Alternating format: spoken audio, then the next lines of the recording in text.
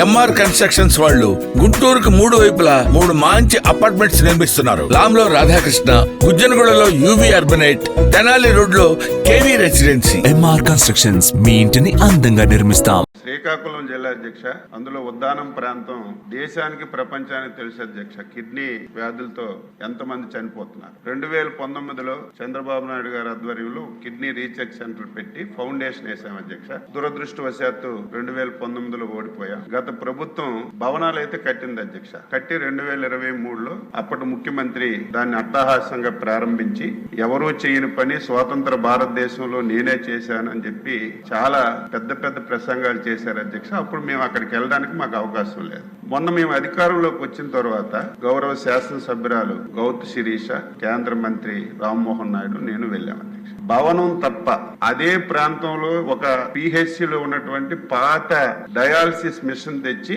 Open చేసి ముఖ్యమంత్రి వెళ్ళిపోయాడు అధ్యక్ష. భవనం చూస్తే చాలా అందంగా ఉంది. అక్కడికి వెళ్తే స్టాఫ్ లేరు. నేను మంత్రి గారితో కూడా చెప్పాను, కనీసం ఇది కిడ్నీ రీసెర్చ్ ఇన్స్టిట్యూట్ ఒక 5ో 10ో డయాలసిస్ సెంటర్ మిషన్లు పెట్టాలని కూడా ఆ రోజున్న ప్రభుత్వానికి కనీసం జ్ఞానం లేదు. దీన్ని ఎలాగా చేయాలని చెప్పి ఒక ఆలోచన చేశాం అధ్యక్ష. కేంద్ర మంత్రి, అక్కడ ఉన్న ఎమ్మెల్యే గారు, నేను అక్కడ యామ్కాస్ ఉంది అధ్యక్ష, మన ఆంధ్ర మెడికల్ కాలేజ్ అసోసియేషన్ వాళ్ళు ఉంటే వాళ్ళకి అడిగితే వాళ్ళు ఒక 2 డయాలసిస్ మిషన్స్ ఇచ్చారు. ఇండియన్ ఆయిల్ కార్పొరేషన్ వాళ్ళకి అక్కడ ఉన్న ఎమ్మెల్యే గారు, కేంద్ర మంత్రి గారు చెప్తే 8 ఇచ్చారు అధ్యక్ష డయాలసిస్ మిషన్స్. అవన్నీ నిన్ననే నేను, కేంద్ర మంత్రి గారు వెళ్ళి ఓపెన్ చేశాను. బ్రహ్మాండమైనటువంటి భవనం అధ్యక్ష.